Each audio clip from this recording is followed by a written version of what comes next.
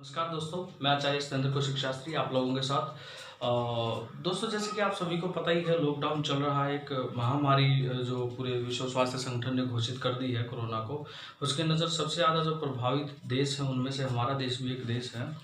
तो दोस्तों, इसको मद्देनज़र बहुत कुछ रुका हुआ है। हमारी अर्थव्यवस्था को लेकर के बात की है सभी चीज़। तो हमारे जो योद्धा हैं, वास्तविक योद्धा है, जिसमें डॉक्टर्स टीम है, हमारी पुलिसकर्मी हैं, हमारे सफाई कर्मी हैं, वो अपना योगदान दे करके वास्तव में देश सेवा दिखा रहे हैं, आज देशभक्ति दिखा रहे हैं।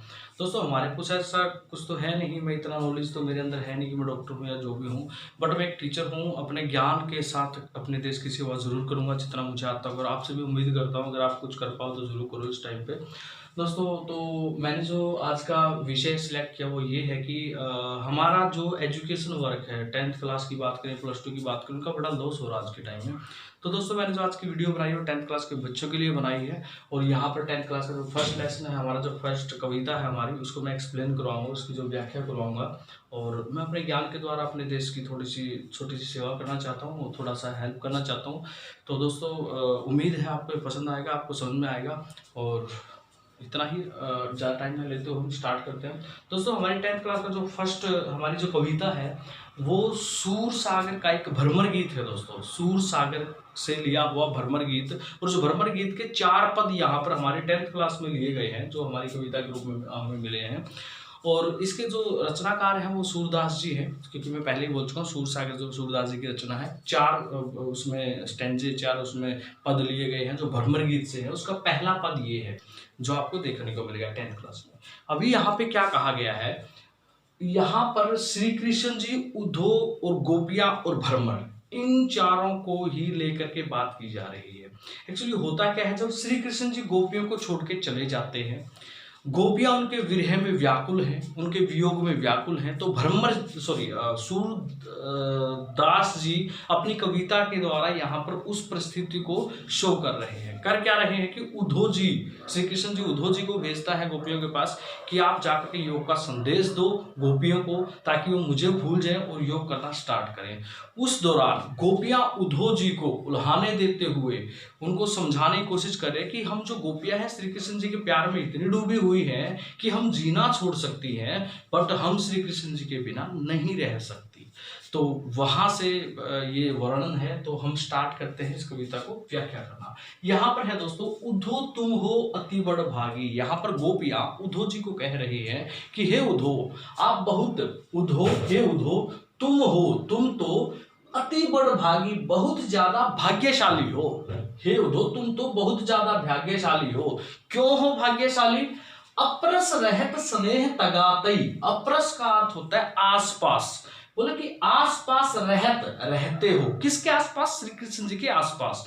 तो श्री कृष्ण जी के आसपास आप रहते हो। स्नेह तगातई, तगा का अर्थ है यहाँ पर धागा, कि स्नेह मतलब प्यार, फिर भी प्यार रूपी धागा जो है उससे आप नहीं बंधे, अर्थात जो श्री कृष्ण जी के प्रति जो प्यार है उसमें आप नहीं डूबे, श्री कृष्ण जी के आसपास रहने के बाद भी। ना ही मन अनुरागी, और ना ही मन अर्थात आपका दिल अनुरागी हुआ है, अर्थात उनके प्रति प्यार में झुका है, अर्थात ना ही आपके मन में उनके प्रति प्यार उत्पन्न हुआ है। यहाँ पर उल्हाना दे रही है, व्यंग्य कर रही हैं जो गोपियां हैं, किसके प्रति? उद्धव के प्रति, कि अप्रस रहत स्नेह तगातई, आसपास रहते हुए भी प्यार रूपी धागे से नहीं बंध पाए, श्री कृष्ण जी के प्यार रूपी धागे से। ना ही मन अनुरागी, और ना ही आपका मन उनके प्रति अनुरागित हुआ, अर्थात ना ही आपके मन में उनके प्रति प्यार उत्पन्न हुआ। पुरनी पात रहत जल भीतर, यहाँ पर कहा गया पुरैनी पात रहत जल भीतर। पुरैनी इट मीन्स यहाँ पर है कमल, कमल का पात अर्थात पत्ता।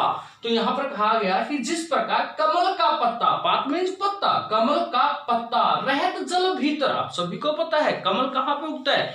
कीचड़ में उगता है, अर्थात जल में उगता है, और उसका पत्ता जो है ना वो जल के अंदर रहता है, फूल बाहर होता है। तो यहाँ पर कहा गया पूर्ण पात, कमल का पत्ता रहत जल भीतर, जल के भीतर रहते हुए भी, जल के अंदर रहते हुए भी, तारस देह न दागी।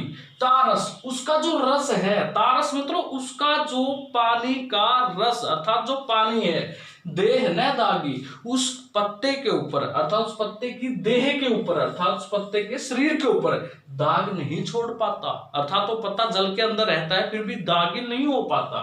आगे क्या कहा गया कि जो जल माह तेल की गागरी, गागरी का अर्थ होता है मटकी, तो जो जिस प्रकार जल माह, जल के माह मतलब अंदर, हम बोल देते ना हरियाणवी में मैं, दैट मीन्स माह, जो जल माह, जैसे ही जल के, जिस प्रकार जल के भीतर तेल की गगरी, तेल की गगरी होती है। तो आप सभी को पता है कि तेल लगी हुई गगरी को हम जल के अंदर डालेंगे तब भी जल का प्रभाव उसके ऊपर नहीं पड़ेगा। जैसे ही हम उस गगरी को बाहर निकालेंगे, सारी वो जो पानी की बूंदे हैं बूंद बूंद करके नीचे गिर जाएगी, अर्थात पानी उसके ऊपर नहीं ठहर पाता।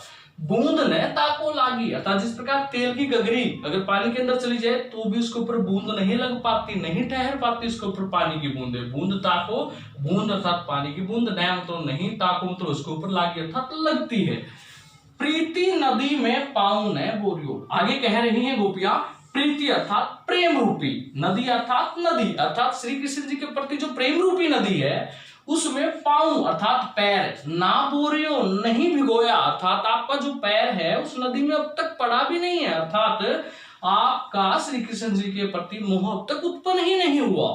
दृष्टि ने रूप परागी, दृष्टि अर्थात नजरे, नया मतलब नहीं, रूप परागी अर्थात उनके रूप, श्री कृष्ण जी का जो रूप सौंदर्य है उनके प्रति परागित नहीं हुई, अर्थात उनके प्रति जुड़ी ही नहीं है। उसके बाद गोपियां कहती हैं कि इस प्रकार वर्णन करने के बाद सूरदास जी, क्योंकि यहाँ पर सूरदास जी कविता ना, तो सूरदास जी बोल रहे हैं बट किसके माध्यम से, गोपियों के माध्यम से, क्योंकि ये कह रहा है कि गोपियां ऐसा बोल रही हैं। तो सूरदास जी कहते हैं, मैं ये बोल सकता हूं क्योंकि सूरदास जी ने कविता लिखी है।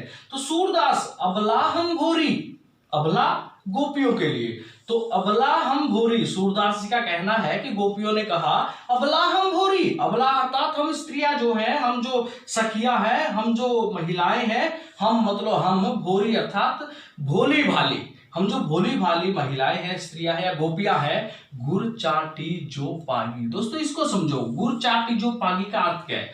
गुड़ का अर्थ है गुड़, चाटी अर्थात चीटियां, जो जिस प्रकार, पागी अर्थात पैर।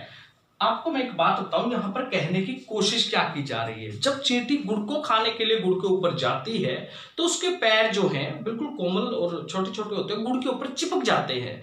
अगर वो गुड़ से दूर जाना चाहे तो भी वो दूर नहीं जा पाती क्योंकि उसके पांव चिपक चुके होते हैं, और दूसरा वो उसको मीठा इतना लगता है कि वो जाना चाहती भी नहीं है, और इसी लालच के कारण वो चली तो जाती है बट वो मर जाती है, बट उनसे दूर नहीं हो पाती। यहाँ पर गोपियों ने अपना हाल ऐसा ही बताया है कि हम उस चींटी के समान है जो गुड़ के ऊपर चले तो गए बट अब मर सकते हैं पर श्री कृष्ण जी का साथ या प्यार नहीं छोड़ सकते। ये बात कही है गोपियों ने, ये बात कही है गोपियों ने। राइटर जो हमारे हैं वो है सूरदास जी, और किसको इंगित किसको किया गया है? उद्धव को। कहा किसको जा रहा है? श्री कृष्ण जी ने जो गोपियों के पास संदेश लेके उद्धव जी को भेजा है उसको ही। तो ये था हमारा पहला जो पहरा था, पहला जो पद था। अब पहले पद के अनुसार जो क्वेश्चन बनता है एनसीईआरटी का, वो बनता है गोपियों द्वारा उद्धव को भाग्यवान कहने में क्या व्यंग्य निहित है। दोस्तों अगर क्वेश्चन की बात करें तो यहाँ पे गोपियों ने उद्धव को भाग्यवान कहा, बिल्कुल कहा। कहने में व्यंग्य क्या निहित है? कहने में व्यंग्य ये निहित है कि गोपियों के अनुसार जो है ना, अब तक स्नेह रूपी धागे से उद्धव बंधा ही नहीं है, ये एक व्यंग्य किया गया उससे। और क्या कहा? और उसके मन जो है ना उसके प्यार में डूबा ही नहीं है। क्या कहा कि आप उसके आसपास रहते हो फिर भी आपका मन उसके प्रेम रूपी धागे में नहीं बंधा और आप उसके प्रेम में नहीं पड़े, मगर हम तो ऐसे नहीं हैं, हम इस प्रकार से उनसे पीछा नहीं छुड़वा सकते। तो दोस्तों ये था हमारा पहला पद, जल्द ही हम दूसरे पद को लेके आएंगे, तब तक के लिए धन्यवाद।